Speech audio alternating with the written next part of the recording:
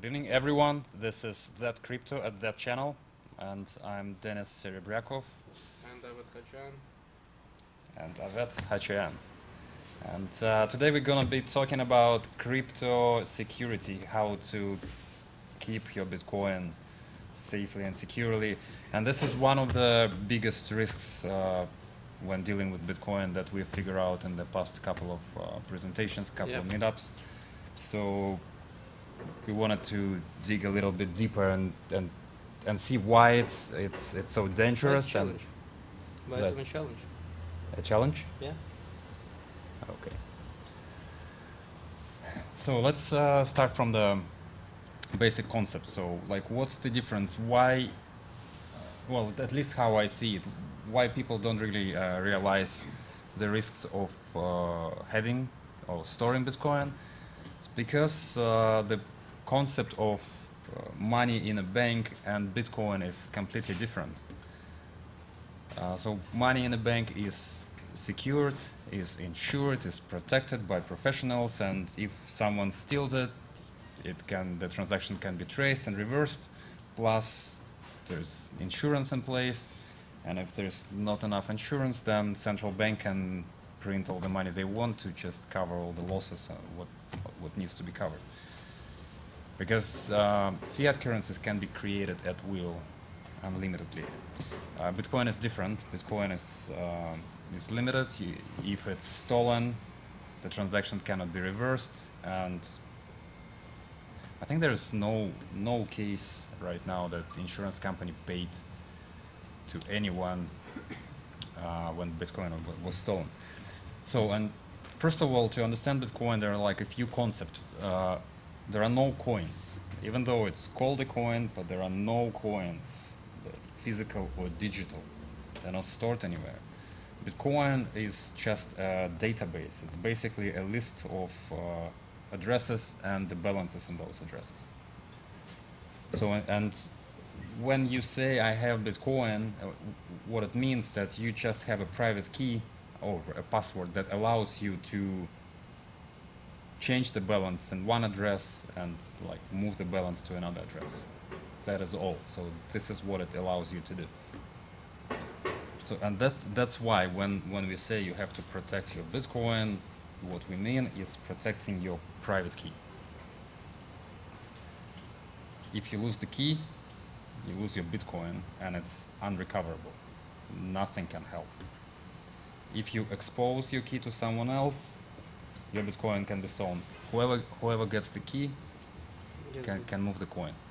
Can move the coin. So basically, now you have a task to have enough copies of your private keys, backups everywhere, so that if you lose one, if you lose your phone, if you lose your paper copy, so you can get access and get another one. Otherwise, you would lose your Bitcoin. But on the other hand, you don't want to have backups at all, because if someone else finds one of your backups, and the more backups you have, the higher the chance that someone else finds it, they can steal your Bitcoin. So it's not an easy task to solve. So what is a private key? Private key is just a number. It's a secret number mathematically related to the Bitcoin address. That actually Bitcoin address is generated from the private key, which is more or less the same. So in Bitcoin, we use 256-bit number. It can be represented in different ways, and you can see the example in hexadecimal format over there. There are other formats. It doesn't really matter. And one private key corresponds to one Bitcoin address. So a few years ago, in the very beginning, the wallets would generate different addresses and corresponding private keys. So if you have Bitcoins in different addresses, then you would need to back up all the private keys, and it was difficult to manage and to back up. So right now we have so-called hierarchically deterministic wallets. Those wallets use the master extended key, and they deterministically or mathematically derive all the Bitcoin addresses from one key. So Right now you need to backup only one private key. Then you can import this private key to any wallet that supports the standard format. It's BIP32, and more or less all wallets right now support this format, and more or less all wallets are hierarchically deterministic. So I don't know, unless you find something like from many years ago, it's completely not recommended. It's difficult to back up and difficult to manage. So as I said, you only need to backup one master extended key, and usually it is represented by a humanly readable format of 12 to 24 words out of 2048 standard word list. And again, it's not like each of these sets of 12, they are like random. So it's not like you just can go and mix one to another, like word number one, usually word number one, and so on. No, it's different all the time. So it's indeed can represent the private keys. Yeah, so it generates enough randomness. Even 12 words generate enough randomness to be secure for Bitcoin. However, if you choose, you can use 24 words. Like most wallets, they keep 24 words as a backup seed phrase. So yeah, and those 24 words, they're called the seed phrase. And keep in mind that it's not safe to invent your own seed phrase, because humans are not good at generating randomness or entropy. That's why there's a special list of random words, and the software randomly generates the list of 24 words for you. So it's difficult to brute force.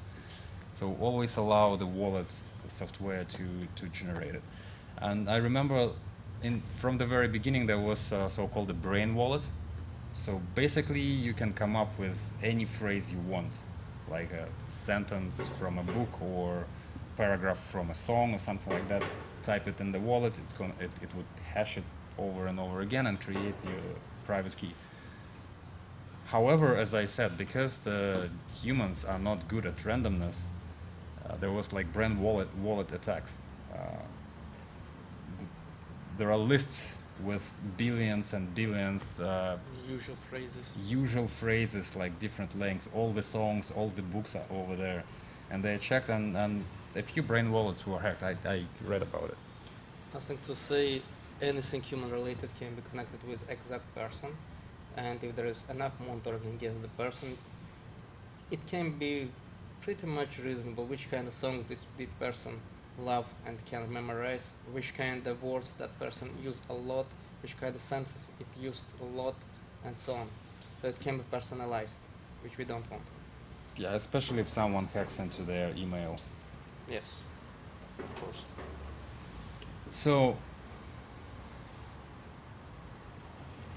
imagine you have your 24 words written down somewhere, and if someone finds it, then they can steal your Bitcoin.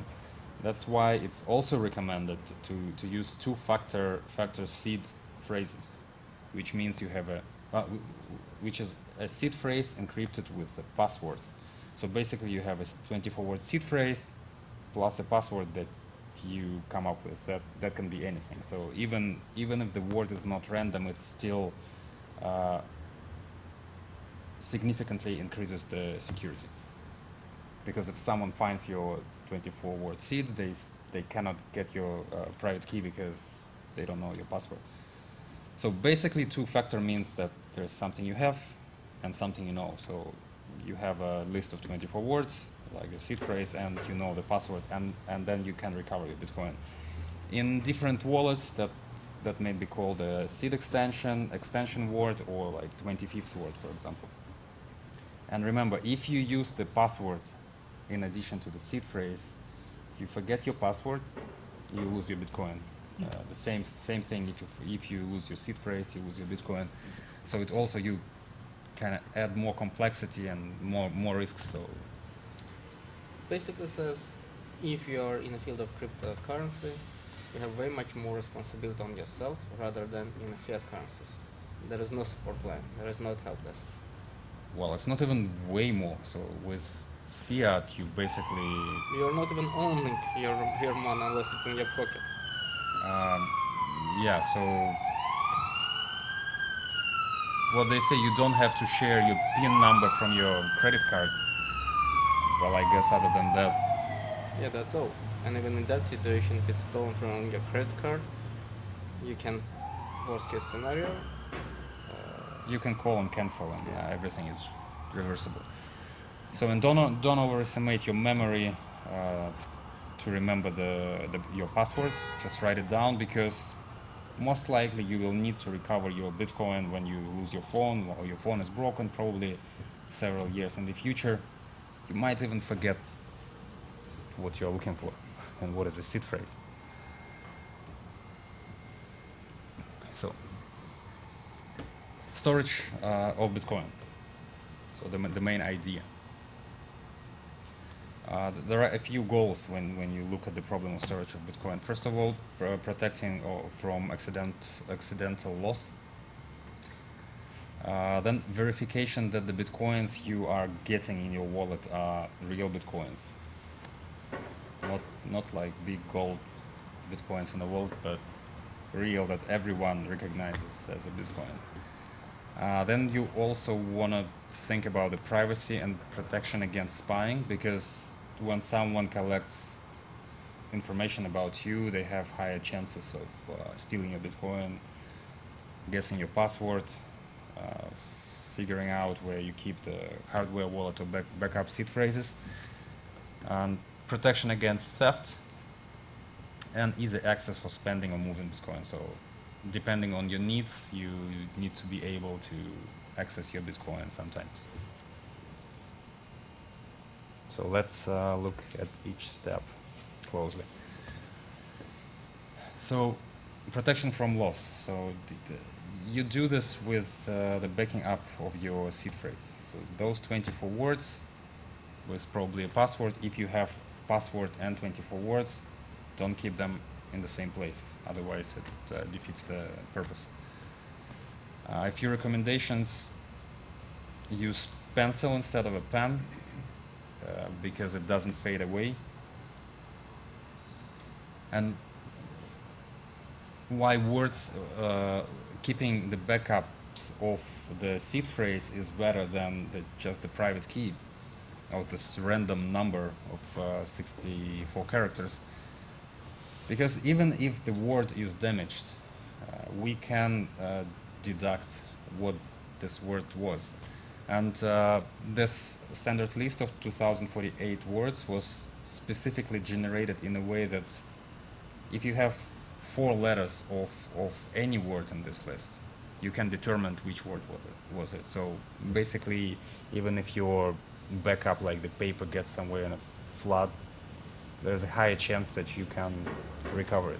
Whereas if you write the number, or even print out the QR code, if it's damaged a little bit, it might be impossible to recover. So, few ways of how to store your seed phrases. So you can go and memorize 24 words. Not recommended. Not at my age. Not on anybody's age. Not recommended. Well, metal engraving, obviously it will protect from flood, from fire, maybe even chiseling into stone. If you are creative, might work as well. But most people go with writing on paper. You have to choose pencil, as I mentioned. This is what I read. The recommendation should be acid-free paper. And I haven't heard of it. Archival type of paper. Keep it in the dark, so it doesn't fade away several years from now. And try not to expose to temperature and moisture extremes, so it can destroy the paper.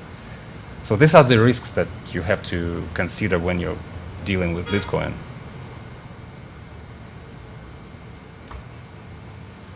Yeah, and a few bad ideas that you shouldn't do when you try to. These ideas, they might seem good, but actually they are not. So, if you try to split this 24 words into two pieces of 12 and 12 and keep them in different places, it doesn't increase the security, it actually weakens it, because if someone finds one of those two halves, it's significantly easier to brute force the second half. It's not 2 times, it's because it's not just they exclude that 12 words from a list of 2048. They're actually the randomization is also tricky. So mathematically, yeah,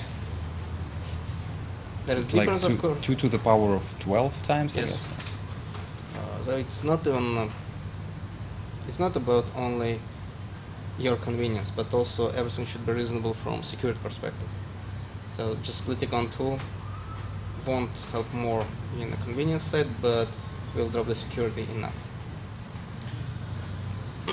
So yeah, so this is why it's recommended to follow standard practices of storing or securing your Bitcoin, because if you come up with your own ideas of encrypting or sharding or splitting your messages, you might just forget what you did like 5 years from now. But if it's a standard procedure, you can always Google, you find the standard and you follow it, and you'll remember what you were doing.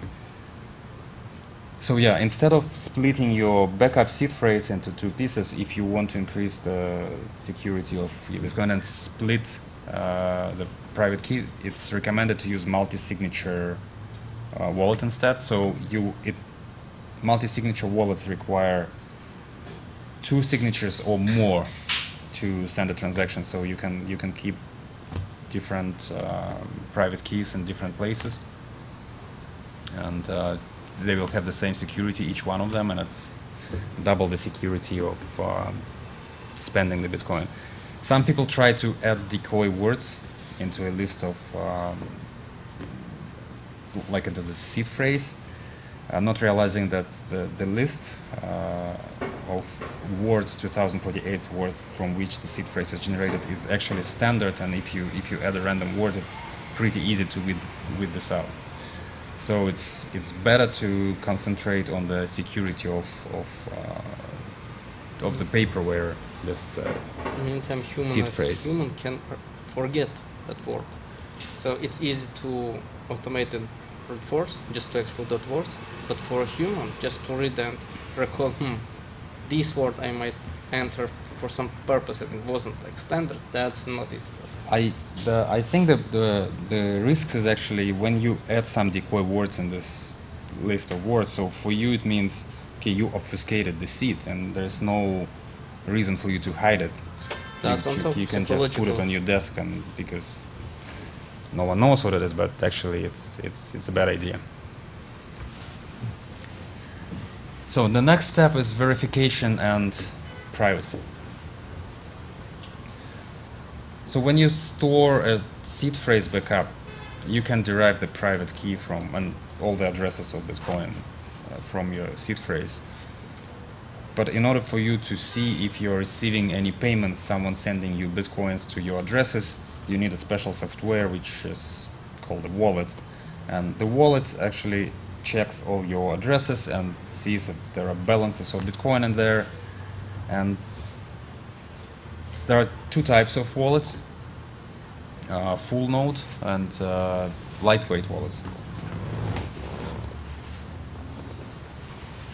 Full node wallets, they download the entire blockchain and they verify every transaction from the Genesis block. And if you run your own node, so you can be 100% sure that the transactions that you see on the blockchain and if are real, so you can verify them. And if someone sends you Bitcoin and you are looking at your own nodes, you're 100% sure.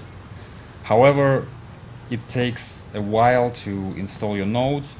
You cannot run your full node on your mobile phone, so it has to be at home. Right now it takes about 2 weeks to download, validate, and synchronize with the Bitcoin network.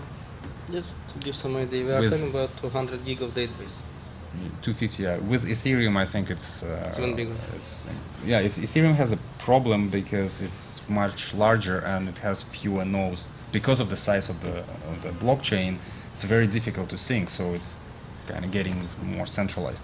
But anyways, we're digressing from the main idea. So the whatever wallets we have on the mobile phone, the lightweight wallets or SPV, they don't validate every transaction. So basically they need to connect to a full node somewhere to send requests to expose all the addresses that you have to this node, so that node can check the balances and send information back to the mobile wallet. And it exposes you to a couple of different attacks. First of all, you lose your privacy. So whoever is running the full node that you are connecting to knows all your addresses, knows all your balances. And they also know your IP address, which is easy to connect to your identity. And we'll talk about it in a couple of slides later, but basically you don't really want to connect your identity to your Bitcoins to prevent physical attacks or becoming a target. It's better if no one knows what you have and then no one's trying to attack it. And also the second risk that you have if you are not running your full node, which is a little bit more complicated, that you can be isolated and someone can show you the transactions that didn't really happen. So if you connect to the wrong node, you can get the wrong information and you cannot verify that. But actually, I think it's not so easy to run this kind of attack. So No, it's not easy. Though it might be attack can be targeted. So the person with certain amount of bitcoins can be chosen target of attack, and just to get, like, name it 10, 20, 100 bitcoin,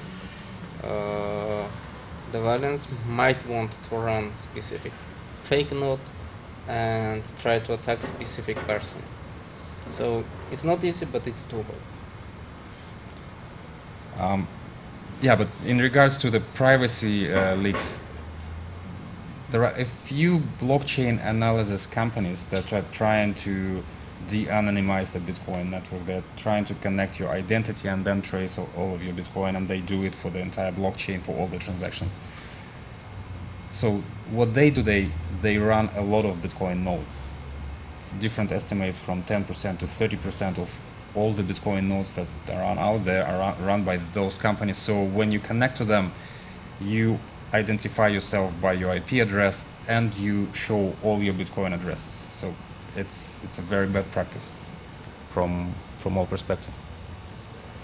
So for privacy purposes and verification, run your full node, mostly for privacy and Well, verification. I guess even one bitcoin has enough value to run the full node. Very reasonable. Well, I mean, it's not expensive to run a node. It doesn't require a lot of resources. Require money. It requires. It requires a hard couple drive and weeks standard computer. Just to wait. And just a waiting time of downloading. Well, an internet connection, of course. So the next thing we want to think about is protection from theft. So in Bitcoin, as we've discussed already, private key equals money. So there are no coins, but all you need to care about is the private key that allows you to spend your Bitcoins, to change the database where all the balances are stored. So the private keys can be represented in a couple of ways. Starting from the seed phrase that can be converted into private key written on the paper, or it can be inside of your wallet in the form of a private key already, and when you want to send a transaction, the wallet uses this private key to sign it and send it. The wallet is run on a computer or smartphone. So basically when it's happening, we call it a hot wallet because it's already an operating system, and this operating system keeps the private key. And if your device is compromised by malware or any other way, so the attacker can get a control of your operating system, which has your private key already. So you don't want to do that. The solution for this thing is so-called the hardware wallets. Hardware wallets are specialized devices, that separate devices that keep your private key outside of your computer, and they never send the private key to the computer. So let's talk about this a little bit. So there's special purpose security hardened devices that is trusted to generate private keys and signed transactions. So yeah, this is one of the standard pictures of the Ledger Nano wallet. What it does, it has a secure chip inside that keeps the private key. It doesn't send it anywhere. So then the computer, when it generates the transaction, sends the transaction to this device. This device signs the transaction and releases the signed transaction back to the computer. This way, even if your computer is compromised completely, the hackers can't do anything, because you can propagate your signed transactions anywhere. This is basically how Bitcoin works. You openly send your signed transactions. Nothing can be done. It's protected by the signature.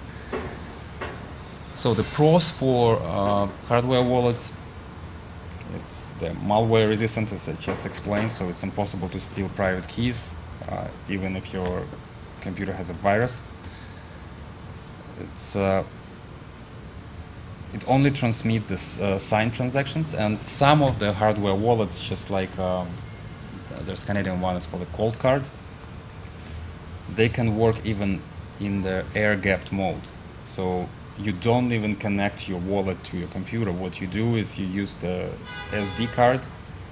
So you generate the transactions on your device, copy it to an SD card, take it out, plug it into your hardware wallet, sign it on the hardware wallet, plug it back into your computer. So this hardware wallet is never connected to internet. So the remote attacks are not possible. So the cons, well, as you see, well, there are only a handful of different manufacturers of hardware wallets, and all the devices are known. So like if you look at them, if you've seen them once, you can recognize them easily, which makes you a possible target for physical attacks and the supply chain attacks. So supply chain attacks, when this wallet has to be shipped to you, and if the shipping company knows that who's gonna get it? It doesn't actually really matter. So if it knows that this is the hardware wallet, and the purpose of hardware wallet to store Bitcoin sometimes in the future, so there is a high probability that someone will be storing Bitcoins on that hardware wallet. So if they open up and mess with install something that can leak the private key in the future, that can be a problem. And they can be very quiet for like 10 years, just waiting for you to accumulate enough Bitcoin so they can steal it. That's the high risk of it. Physical attacks, so if someone knows that you ordered and received the hardware wallet, so obviously there is a high chance that you're going to have Bitcoin, or maybe already have Bitcoin, so Personalized. you can become the target for hackers Or physical. or gangsters.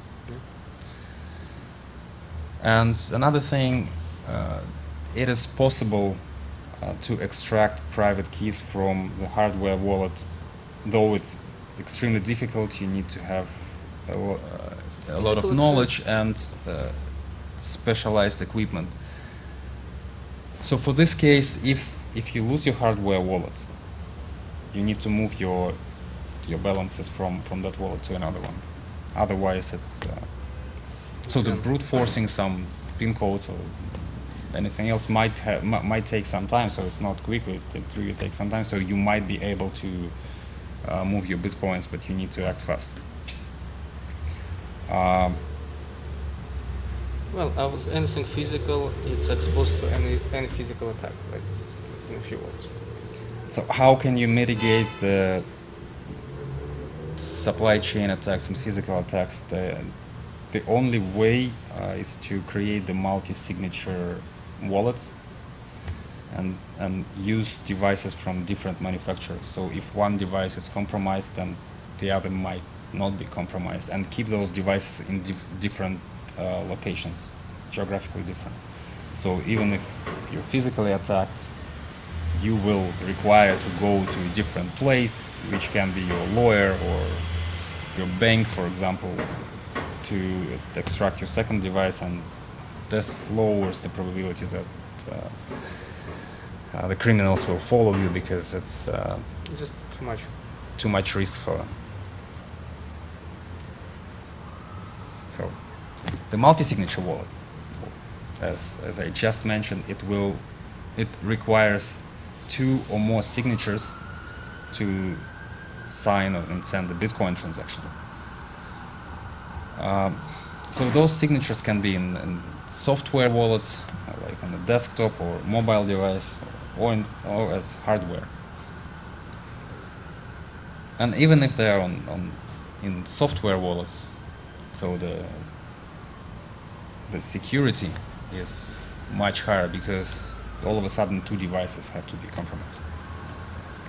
But the best way is 2 or more hardware wallets. So that's the best security, and from different manufacturers. And I don't think this solution exists right now. But what is possible, I did the research and how it would look like.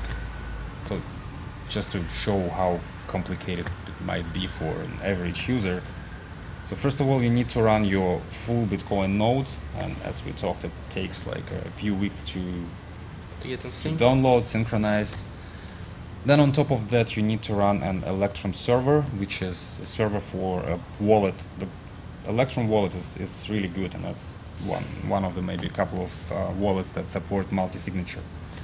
So you have to run the server, plus you need to run a wallet, which is not so difficult. And you need to set up your multi-signature, how you're going to use it. And I don't even know if you can do this. So people can be in different locations geographically right now. So it might not be the case. And from what I've heard, different manufacturers are not supported. All different manufacturers of hardware wallets are not supported in one multi-sig. I might be wrong though. Maybe like whatever I was listening to a podcast, it's reasonable. Outdated. It's So extremely reasonable, because they might not be compatible with each other, but it's just a place to work on. So this problem can be solved. yeah, as I understand right now, there is no unified standard for multi-signature wallets.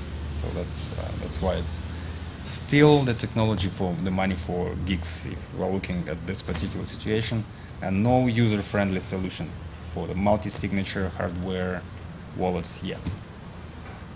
But we are getting there. Yeah, it might take a time, but track is on the way.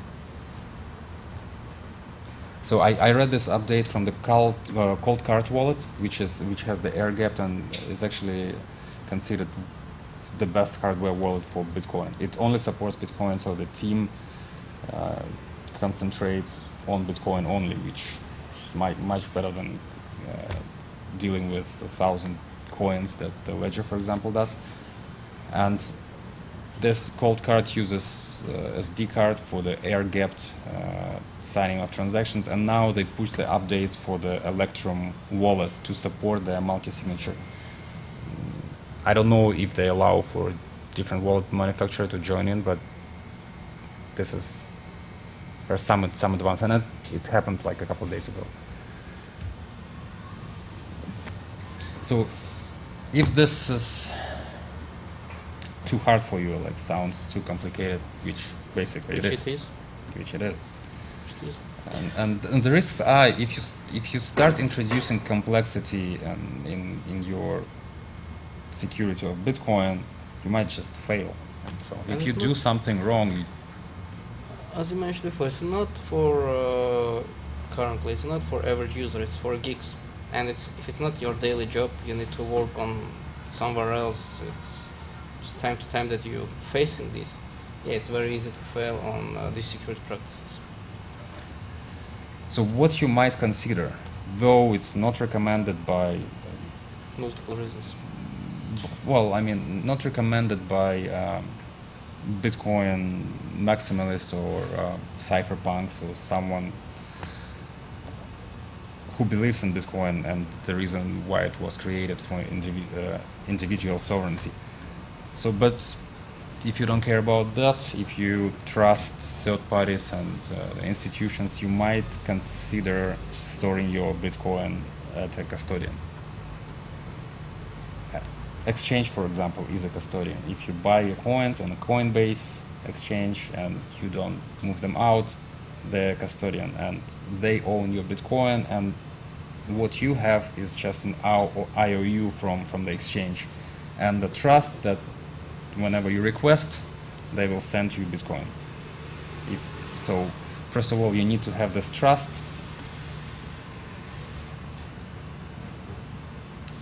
Yeah, and second, there are like also government risks if all of a sudden the United States decide that Bitcoin is not legal anymore. No one should get the Bitcoin from the Coinbase, then you might lose the money, which happened with gold like about 100 years ago.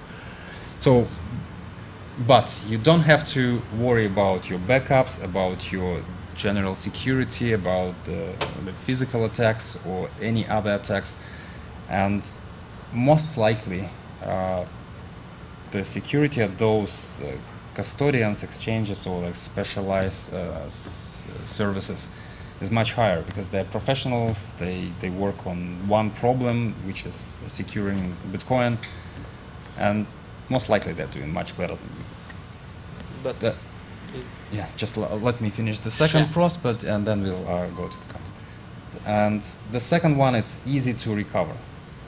So basically, it's the same thing as with banking accounts. If you lose your passwords, you can call them, you can email them, you can show up, show your face, show your ID, and they will recover your access to your Bitcoins. And also inheritance might be simplified. So you just write a will, and if it's your Bitcoin stored at the Coinbase, and I think there were a couple cases already like that. So that's about it.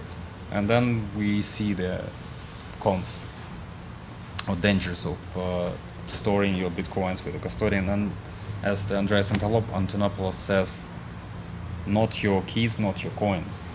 It means if you don't have the private key from the Bitcoin that you think you have, you don't have the Bitcoin. You have the promise that they will send you Bitcoin, but not real coin. And a lot of things can happen, and they did in the past already, many times. So, and even though the custodians might have much better security than you, but they are also a much larger target for attackers because they keep a lot of coins, and you are not. So you don't have a lot of coins, so most likely you're not a target unless your operational security is not so good and you're talking about your Bitcoins all over the place. everywhere. So yeah, but in comparison, the hackers won't be trying to attack you randomly. So another thing, it can be as an inside job attack when people inside the company that should provide the security, they actually steal the coins. If they probably have the best practices, they have a multi-sig, they require signatures of 5 people, for example. But those 5 people can collaborate, steal all the Bitcoins, and run away. Absolutely.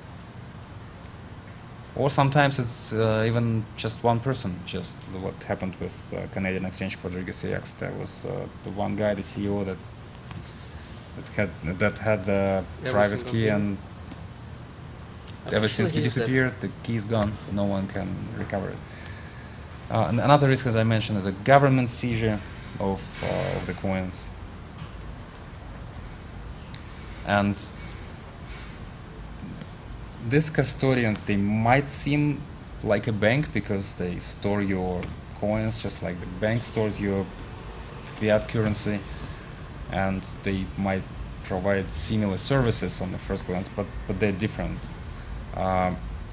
First of all, this custodian services and exchanges, they are not insured most of the time, unlike banks where your deposits are insured, and the transactions on Bitcoin blockchain are irreversible. So, and even if your Bitcoins are insured, the insurance company is most likely won't be able to provide you with Bitcoin because the number of Bitcoin is limited.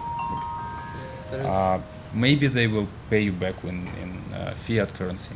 There is one thing. Some companies might say, yes, we are insured by some insured company, but in IT world, and particularly if you're talking about cryptocurrencies, in the cryptocurrency and blockchain, insurance company does not insure the value that this company operates. It insures only the technology which is behind it.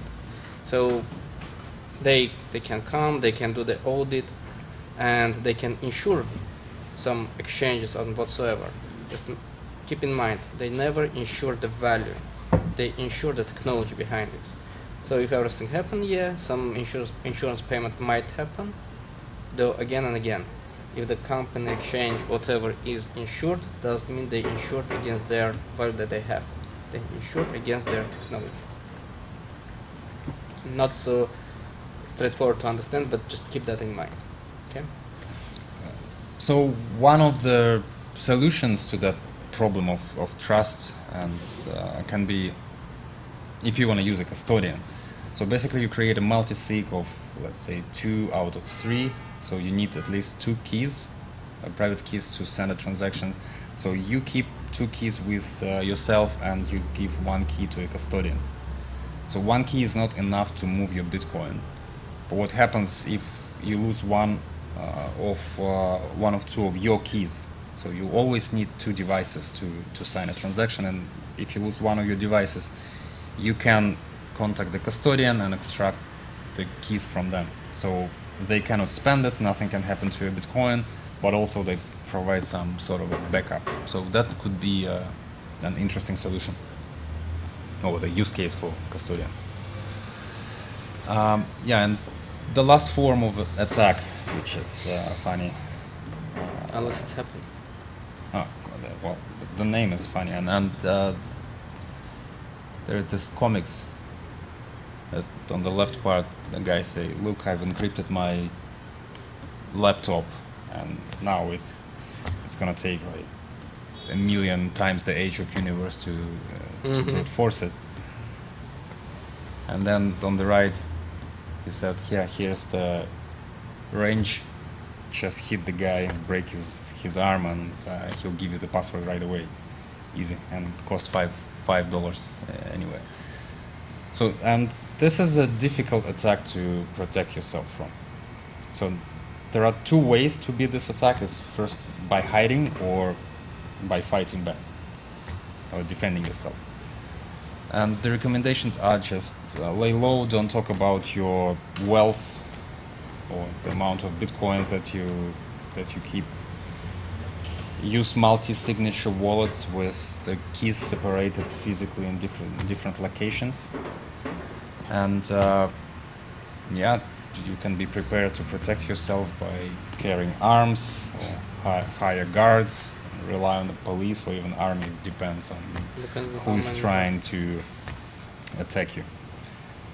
So the conclusion is you cannot be your own bank without bank level security. So that's why this narrative of all Bitcoiners, let's all of us be our own bank, might not be applicable to everyone, because not everyone is ready to provide this level of security for their life savings, like even their health. Even to play with this technology, it must some level of understanding to be there. So and here we are at the end of the presentations, and guys, do you have questions? Are you scared of having Bitcoin? Because the microphone. Is there a mic around? microphone, I see yeah. there is. Chris, do you have mic? Just 1 And, second. You know right now the subcrime. So again? The subcrime So, Cybercrime. much more crazier than before. of course, And many happen in the back using the Explorer. which Explorer you mean? Like the whatever Chrome, Some browsers. Firefox, or whatever, right? Yeah. No, like the, for example, like Chrome, right? They have autofills, Yes. autofills, right?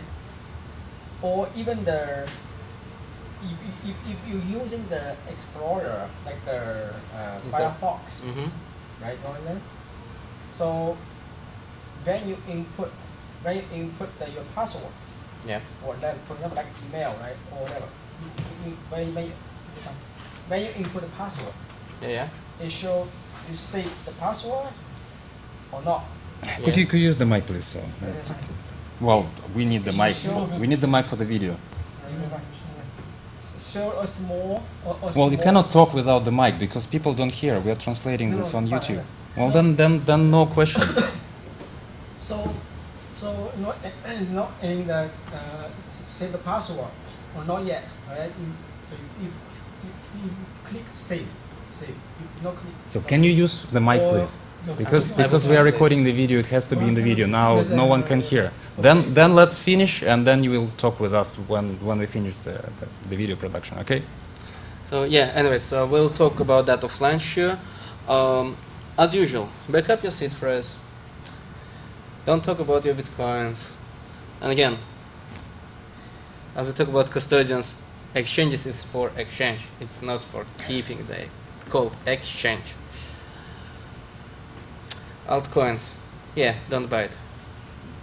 Again, this is exchange. This is alternative coins. Word is self-expressive pretty much. And guys, learn about security, physical, cyber security. I mentioned physical first. Anyways, cyber security, physical doesn't matter. Make sure that you do your due diligence and you protect yourself, because down the road, the main person who is responsible for yourself, and that's the reality, it's you. So basically, we've actually only touched like the highlights Yeah, we of scratched. what. Yeah, we just scratched the surface of what can happen and how the bitcoins can be stolen. And just remember, because it's a completely different paradigm of thinking in comparison to the traditional fiat system, where we practically don't have any responsibility for securing our money. The banks do that, the credit card companies do that. Very little is required from us. Unless don't lose your cash, Well, that's all. we stopped carrying cash actually. So Yeah. But in case with Bitcoin, you are responsible for keeping your Bitcoin secure, like all aspects of the security, starting from physical backups, your internet connections, and on every step of this process, your Bitcoin can be stolen. It's just like one of the examples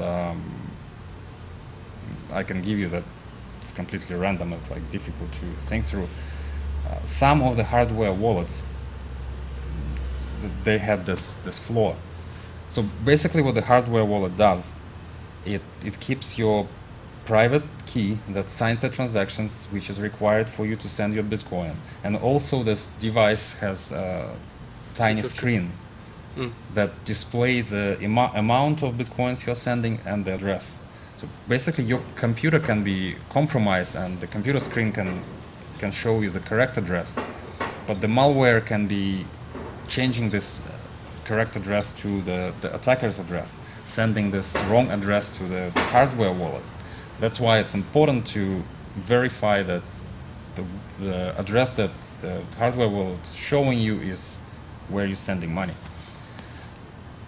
So it sounds good, sounds very secure. However, with Bitcoin, how it works, almost like with cash, you can think about it. So if you have $20 and you need to send 15 to give me 15, so you actually have to give me the entire 20 and I will give you cash, change, $5 change. So you cannot like reap 25% and give me a part of it. So the same thing with Bitcoin. So basically, if you have a coin in an address, so you have to send the entire thing and then receive change to a different address. So the hardware wallets were verifying the amount that you are sending. Let's say you have 1 Bitcoin, you need to send 0.1 to your friend. So it will show 0.1 Bitcoin sending to your friend. They were verifying the address, and address was correct. However, they were not verifying where the change was going to. And that's where the attackers would just insert their address for the change. And you would think that you would get the change to your own address, but in fact the change would go to an attacker. It's quite difficult to come up with this sort of attack, but Difficult to come the up. attackers are execute, incentivized to to make it. attack holders of Bitcoin because it's the ideal money to steal. It's irreversible, it's digital, and you can steal a lot. So like, try to steal $1 billion from a vault. It will require a lot of force, a lot of equipment.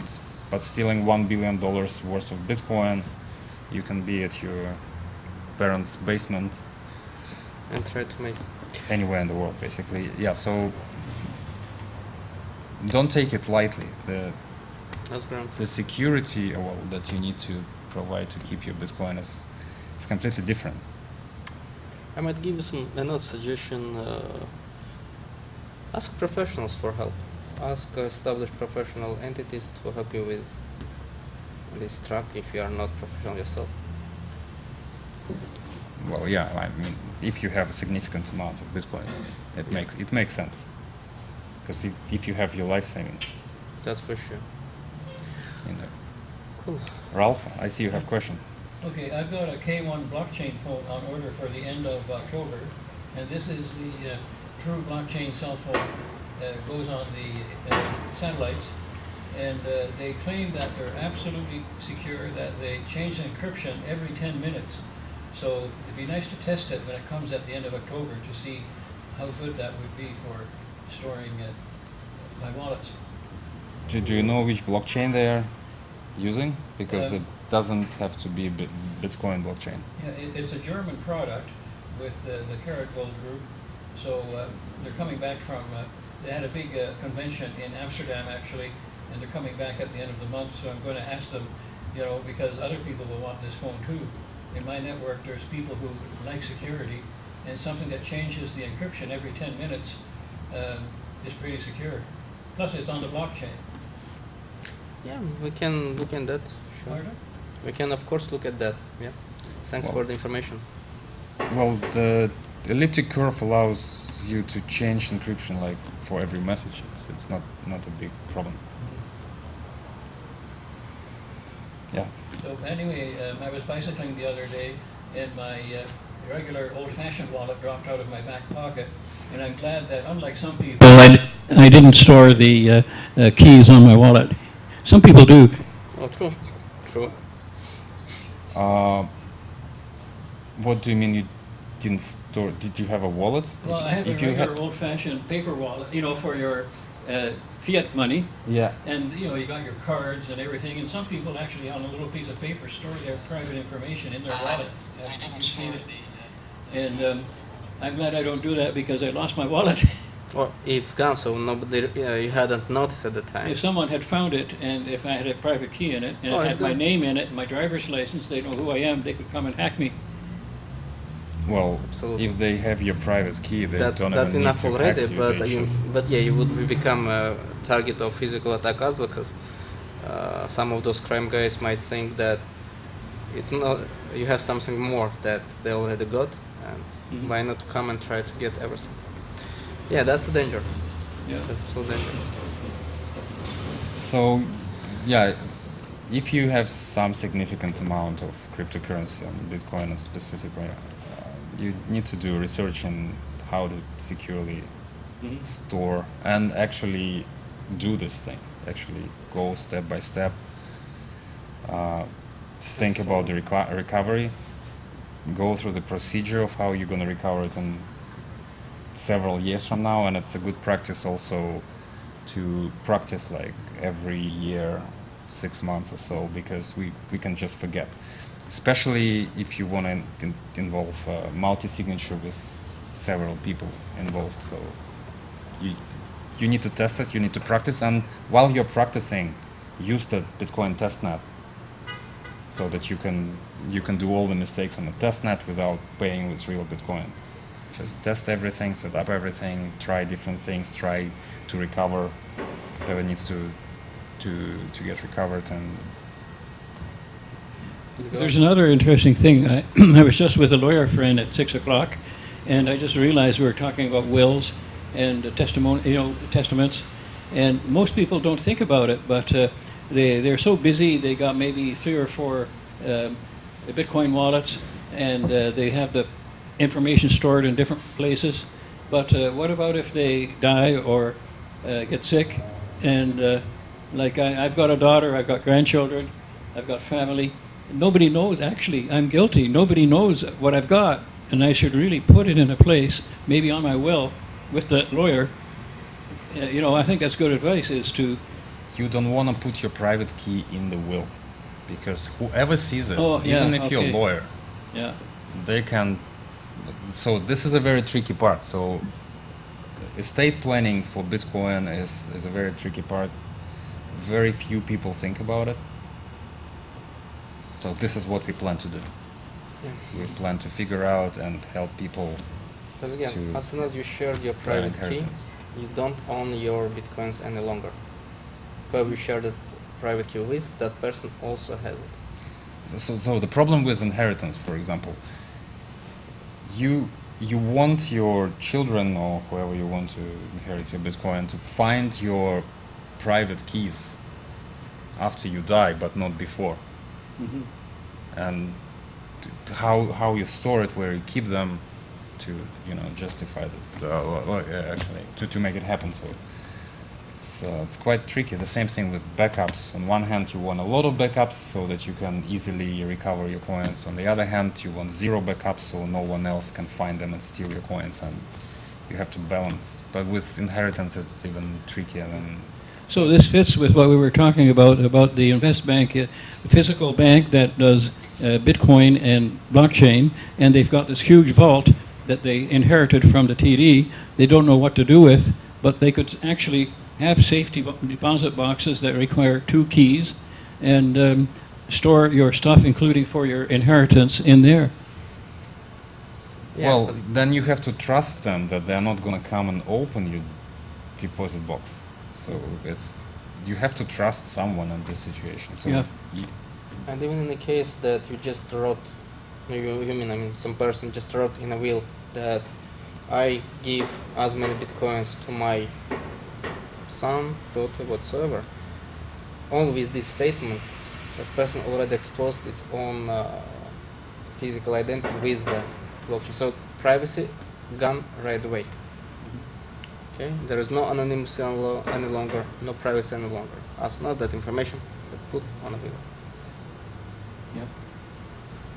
So inheritance planning is pretty tricky, and person should think about: is there any cooperation with lawyer against the will, or is going to be trusted somehow other way? In different countries, as soon as we are talking with a lawyer, government, such kind of institutions, we should also respect the local laws and legislation, right? What if, by any given reason, government in some country owns the 20% of whatever is there? Government counts everything in its local fiat currency. It's a dollar, it's a whatever. The price in Bitcoin can change anytime. What exactly the person would like to say by saying my 1 Bitcoin goes to my son, which 20% now we are talking about? 20% of Bitcoin, 20% of Bitcoin at that price, 20% of Bitcoin at the price like at the moment when will got executed. So there are way much more questions that should be asked and solved in insurance planning. And actually, it's a good question, yeah. Any other questions that we have probably online? No questions. Just want to mention, next Tuesday we will be talking about the privacy and Bitcoin, and actually what information you leak when you use Bitcoin, and what are the ways how to stay, how to preserve your privacy and stay anonymous, and what actually is happening, who is looking at your transactions. There are special companies that do the chain analysis and try to de-anonymize the Bitcoin transactions, and why it's risky, what you should think about, and all this kind of stuff. So what are the best solutions for that, which wallets you need to use, how to set up your Bitcoin transactions so it's as private as possible. Yeah, next Tuesday at 7 p.m. Good. Same place. Same time. And thanks for coming. We're gonna wrap up the official part of the video right now, and we'll talk off air with you. Thank you. Thanks, everybody.